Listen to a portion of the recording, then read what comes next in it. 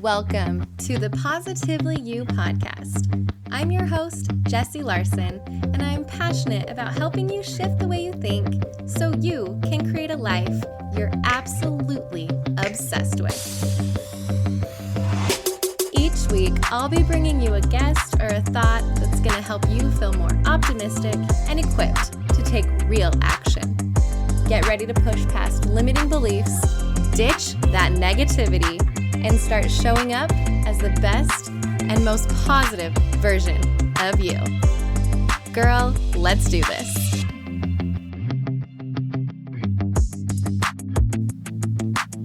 Well, hello and welcome back. It is another awesome day today, and I am so excited to have you guys joining me today for another episode. And just, time to hang out with some girlfriends and just have a good time. So whether you are doing laundry or if you're driving in the car, whatever it is that you do to catch up on your podcasts, thanks so much for hanging out with me today.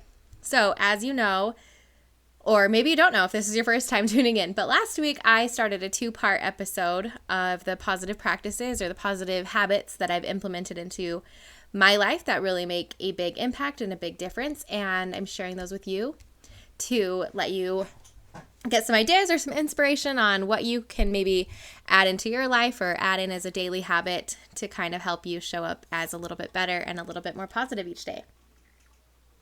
So let's dive right in. I've got 10 that I wanted to share. I shared the first 5 last week in episode 9, if you want to go back and listen to that if you haven't already. Okay, so getting right into it, habit number 6 that I do is drink water. Water is so freaking good for you, and we just ignore the benefits sometimes. And I don't know, we load up on 15 cups of coffee, or we are stopping by the Swig or the Fizz or the Guzzle or whatever other soda shop there is, and we're getting our caffeine fix that way through fun drinks and juices and all these other things when they're fun and awesome, but holy cow, water is so dang good for you. And so one of the things that I try to do every day is to try to hit a certain amount of ounces of water, or just carry a water bottle around with me throughout the day so that I'm being a little bit more intentional about that. Those hydro flasks or anything, whatever fun water bottle is going to get you to drink more water, keep that with you. I keep one with me that's got a straw. The ice stays cold all day and I can just sip it. And then I get bored of water so easily. So when I was trying to kick the soda habit a little bit, which full disclosure, I still enjoy it, but I try to limit it as much as I can.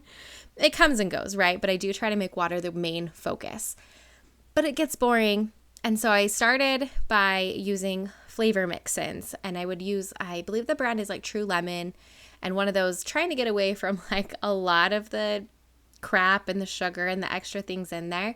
So I would use those when I needed to spice it up a little bit and just get over the plain water flavor. So that is a smart way to do it. I also have a friend who likes to do sparkling water that she'll add to. Anything you can do to kind of spice up that water, but get those ounces in. All right, moving on to habit number 7, which is fuel your body. And by fuel your body, I mean obviously eat good, but think of your body as like a car, right? And it can't go on empty. It needs to be fueled. And so just approaching it with what is going to help me to show up the best I can today? Sometimes showing up the best I can today is okay, I've got a lot going on. I'm going to need a lot of energy. That's going to be extra carbs. Or I'm lifting a lot of weights today. I'm going to need recovery. I'm going to need protein. Just kind of being more aware of what kinds of fuel does your body need? Are we heading into these winter months and seasons and where the sun's going down, we're not getting as much vitamin D and all those things. So then it's all right, let's up my leafy greens. Let's get in all of the good veggies and fruits and the colors that are going to help boost my immune system. So just kind of being really, really intentional about fueling my body. And trying to make that a daily habit, where you're just a little bit more mindful about the things you're putting in. For when it's breakfast, kind of, if you're not, you don't have to track super strict or anything. You don't have to have a calorie count or a macro count.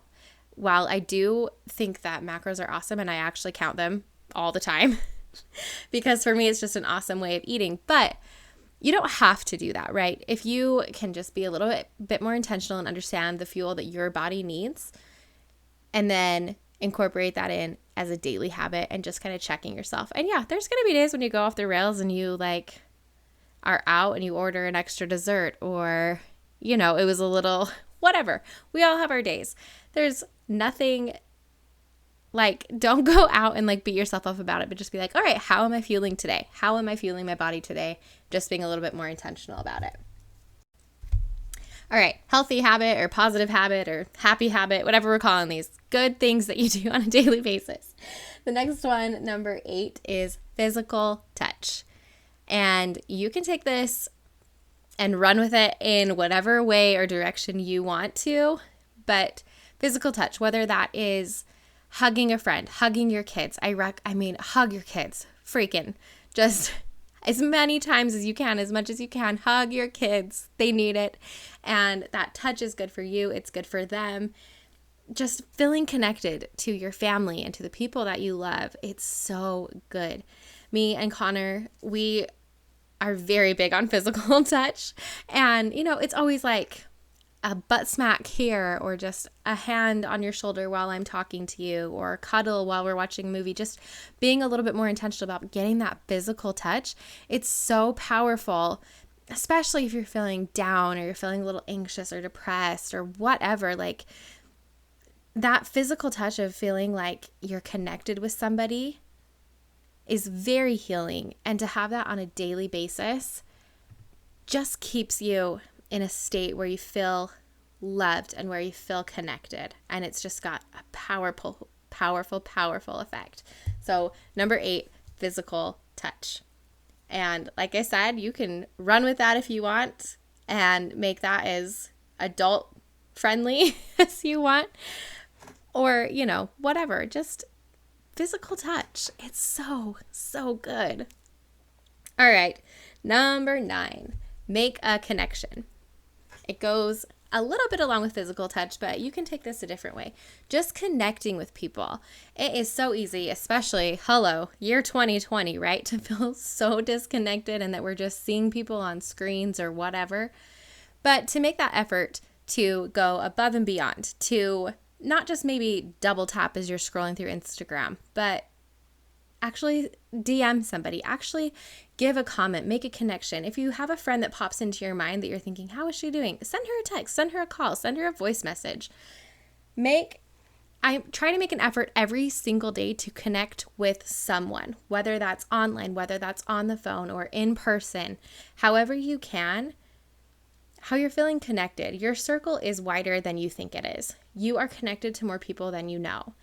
And we can get so lost in our problems and in our frustrations and get into these negative anxiety spirals or whatever, where we feel just so alone. But if we reach out and if we make those connections and if we're focused on doing one every single day, you're going to feel this just connection. Sorry to keep saying the word, but you're going to feel like you're a part of something. And reaching out to people will help you to cultivate those really strong friendships where it's not just, oh yeah, we chat every now and then, or oh, only if I need something I'll call so-and-so or whatever. So you could, connect with your mom or family or friends or whoever, just some type of a connection with another human being every single day. And number 10 is put down the phone. And I had to add this to the list as a personal thing. I mean, all of these habits came about as a personal thing, but I will say hello. Welcome to Phoneaholics Anonymous. I'm Jessie, and I am a phoneaholic. There you go. It's out on the table. I've laid it out. And I honestly have to be very, very intentional about putting the phone down, plugging it in, leaving the room, because it can just suck you in, and there's dings going off and notifications going off, and you can just get sucked into this world of nothing, really. I mean, and so a habit that you can implement is, even if it's just for 10 minutes, just being, I'm going to walk away for 10 minutes, or I'm going to delete a certain app off my phone, or by this time of night, every single day, I put it to bed. one thing that and full disclosure here, I am not perfect at, but I do try to do this, is after I have gotten my kids put to bed and I go back downstairs to either hang out with Connor or clean up the kitchen or do whatever, is that I head to my room and I plug my phone in and I go back downstairs without it to finish the night. I can check it if I need to, but that gives me at least like an hour and a half, sometimes 2 if I'm lucky, where I can hang out and connect with him, where then I'm able to connect with another human being, right? I'm able to maybe get some physical touch in. And then I'm hitting multiple positive habits all at once by just putting that phone down, by letting those outside distractions go and focusing on living my life. And it's good to do it at night like that so you can just shut everything off before you head off to go to bed, but also like during the day, like put it down and just go and live. And I am like a part of the choir that I'm preaching to, right? Like it's not me being like, hey, this is how I handle my phone and I've got the best healthy phone habits. No, that's why these are called positive practices. They're not positive, perfect things I do every day. They're practices that you put into place that you know if you try and you do them every single day and you just do one little step in front of the other and try a little bit each day, that those things are going to make a big impact. So yeah, I am not perfect at all 10 of these things. I am dang near perfect at the make your bed one though. I will say that one I've got pretty down. That's number 1 from last week's episode, part 1. But aside from that one, you're not perfect. They're positive practices that you put in place that are going to help you to show up and live your best and most positive life. Show up as the best and most positive version of you. So I will recap 1 through 6. I'll recap 6 through 10 really quick that we talked about today, which is drink water, fuel your body, physical touch, make a connection, and put down the phone. And for 1 through 5, you can tune in to last week's episode number 9, part 1 of healthy habits to live a positive life.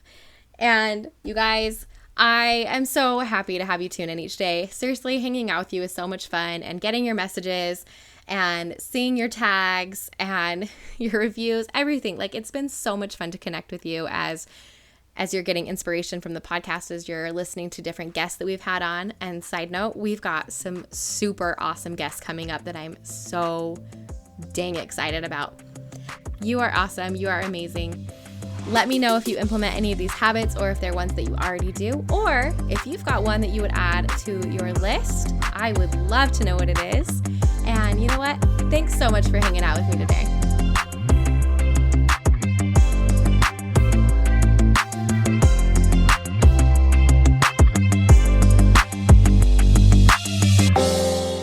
Thank you for hanging out with me again today. I'm so glad you pressed play.